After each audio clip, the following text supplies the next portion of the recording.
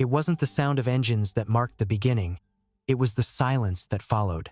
Before the wreckage scattered across the Nevada mountainside, before headlines screamed loss, and before the love of a nation was reduced to smoke and twisted metal, there was a woman standing alone at an airport gate. Her name wasn't spoken in whispers then. She was laughter in motion, wit with elegance, America's brightest star. And in a matter of hours, she would vanish from the sky without a goodbye. Carole Lombard had never been afraid of risk. She had conquered the silver screen with comedic timing that felt like lightning in a bottle and had stolen the heart of the king of Hollywood, Clark Gable. Hers was a life lived in fast-forward, spirited, unfiltered, and unapologetically alive. But something was different that January day in 1942.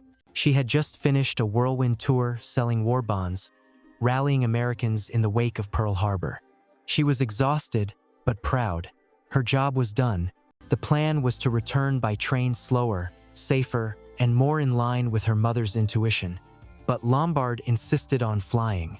It would get her home faster. To him, faster. She changed the ticket.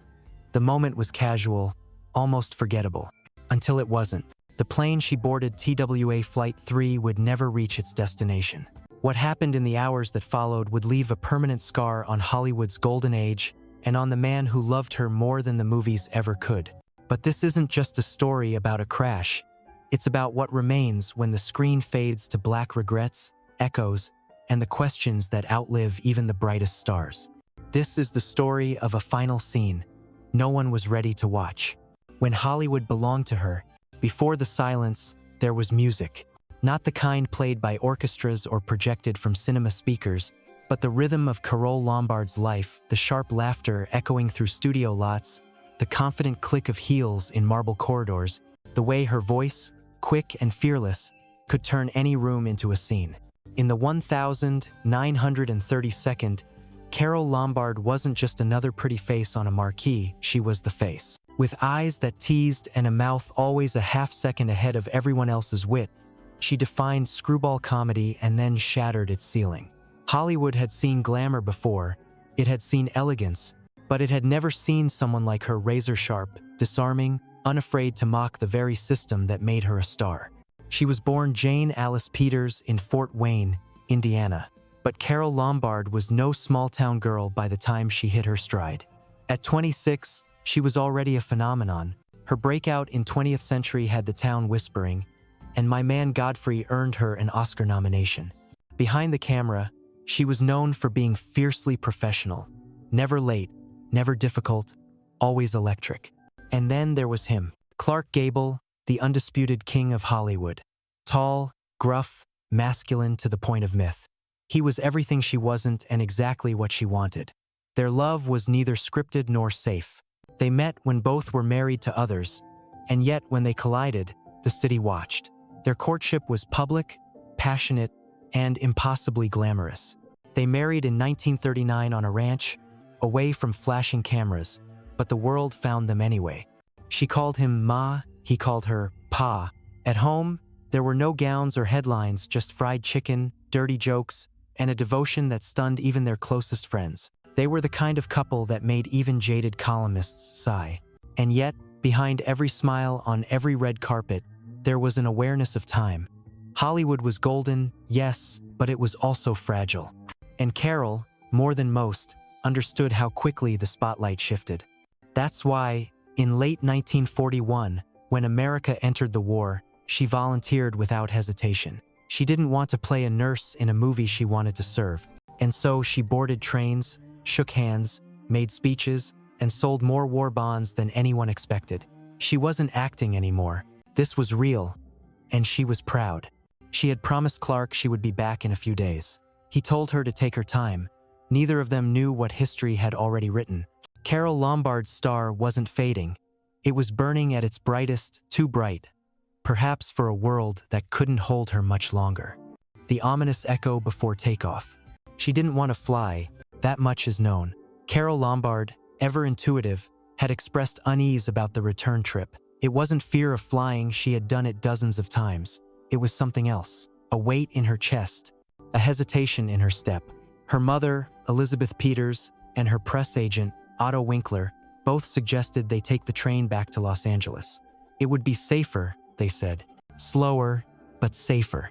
But Carole insisted. The train would take days. The plane? Just a few hours.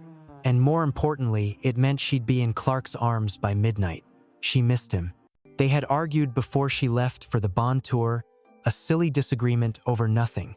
Now, she just wanted to be home. I want to fly, she told them. I want to be with Ma. She flipped a coin. Heads, plane, tails, train. The coin landed on heads. She smiled but didn't look relieved. January 16, 1942. The sun had already dipped behind the desert horizon when TWA Flight 3 took off from Las Vegas's airport. It was an uneventful departure. No delays, no warning signs. Just the quiet hum of a DC-3 twin-engine aircraft slicing through cold Nevada air. On board, 22 people, including Carole, her mother, and Winkler. The mood was subdued. Carole, tired but content, dozed lightly in her seat, clutching a bundle of war bond documents and letters. What they didn't know, what no one could have predicted, was that the plane's navigational instructions were outdated.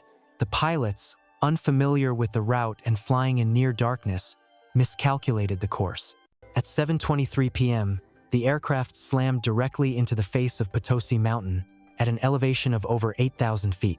The explosion echoed for miles. There were no survivors. The wreckage burned through the night, isolated in the frozen black wilderness, unseen by the world that had adored the woman it had just lost. News of the crash didn't reach Los Angeles until the following morning.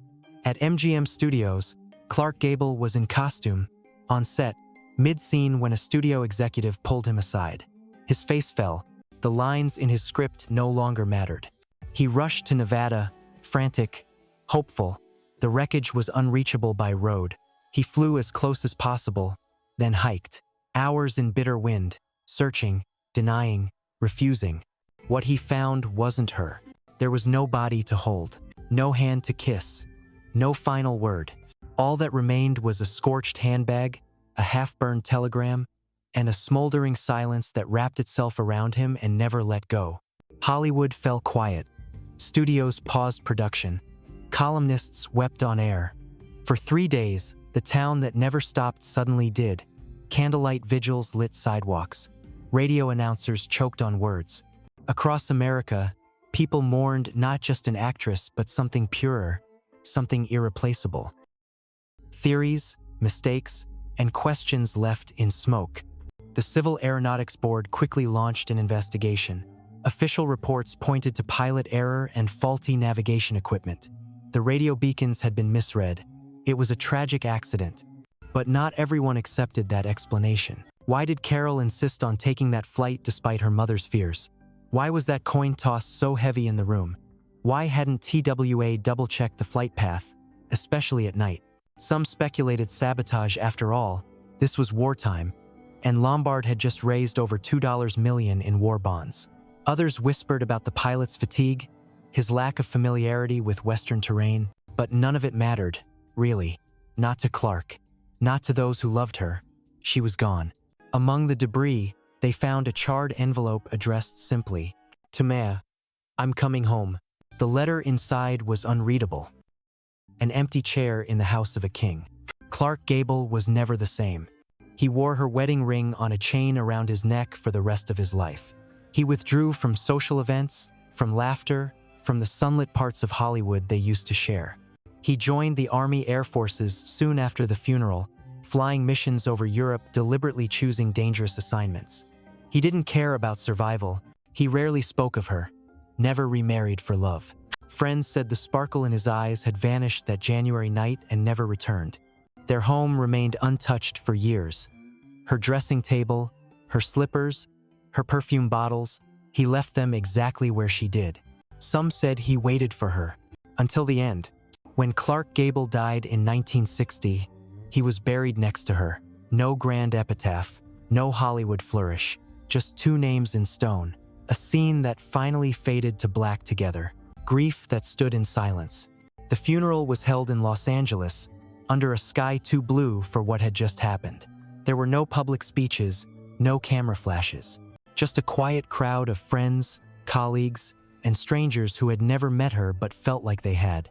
Clark Gable sat motionless in the front row, his face unreadable. He wore the same suit he had worn on their wedding day. Someone said he hadn't slept in 3 days. Another claimed he hadn't spoken more than a dozen words since returning from the crash site. There was nothing to say. No script for this. Hollywood is a place that moves fast. Stars come and go, scandals bloom and fade. But this stopped everything. MGM shut down all productions for 24 hours. Paramount dimmed its studio lights. Across the country, theaters held moments of silence before screenings. For a woman known for making the world laugh, her departure left only sobs. President Franklin D. Roosevelt issued a public statement, calling Carole Lombard a patriot of unmatched devotion. Her war bond tour had raised over $2 million, a staggering sum at the time. She had given her fame to her country, and, in the end, her life too. The military awarded her posthumously the Medal of Freedom, the first woman to receive such an honor during World War II. But even medals tarnish. Legacies fade. What remained, more than praise, was absence. Clark returned to the house they had shared, but he didn't stay long. Friends said he wandered the rooms like a man trying to remember a dream that had slipped from his fingers. The breakfast nook where she used to drink orange juice.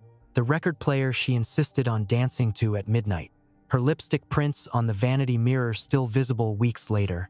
He kept her voice alive through memories no one heard. He didn't need to speak her name. It was etched into everything he did. Hollywood, in its strange, cyclical way, tried to move on. New stars rose. New scandals flared. But those who had been there, who had seen her laugh, walk, live, carried her like a phantom in their memories.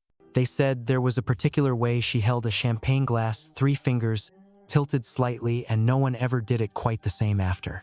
Her final film, To Be or Not to Be, was released posthumously. Audiences filled the theaters not with applause, but with reverent stillness. It was a comedy, yes, but every laugh carried an undertone of grief. The final scene lingered longer than usual, as if no one wanted the lights to come back on. Back in Indiana, her hometown renamed a bridge in her honor the Carole Lombard Memorial Bridge. People drove across it every day, unaware that it bore the name of a woman who once lit up the entire country, then vanished like the end of a reel. Years later, one of Clark's closest friends would say, "He never really returned from that mountain. Part of him stayed with her, where the snow fell and the silence lived. A curtain that never fell." Some deaths fade quietly, swallowed by time. Carole Lombard's did not. It remained suspended like a final note held just too long, a spotlight that should have dimmed but didn't. Her story doesn't end on a mountaintop in Nevada. It lingers in the spaces between films, in the look Clark Gable carried in his eyes long after he stopped playing Kings, in the still frame of a woman frozen mid-laugh, never to age, never to return. What makes her death so haunting isn't just its tragedy. It's the way it interrupted something so alive. She wasn't on her way to retirement, or retreat, or decline. She was ascending. Her marriage was strong, her performances were sharp, her purpose clear, and then, with no foreshadowing but a flipped coin and a quiet chill, it ended. Yet the story resists closure. Why did she feel uneasy? Why did the plane fly directly into that mountain? Why was there a letter in her bag never meant to be found, burned almost beyond recognition? Maybe some lives are meant to remain partially unfinished, half-written pages the world keeps trying to complete. Clark Gable never publicly speculated.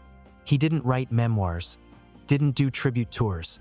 He simply carried her absence like a second skin. Until the day he died, he refused to remove the ring she gave him. When asked why, he would only smile and say, "Because it still fits."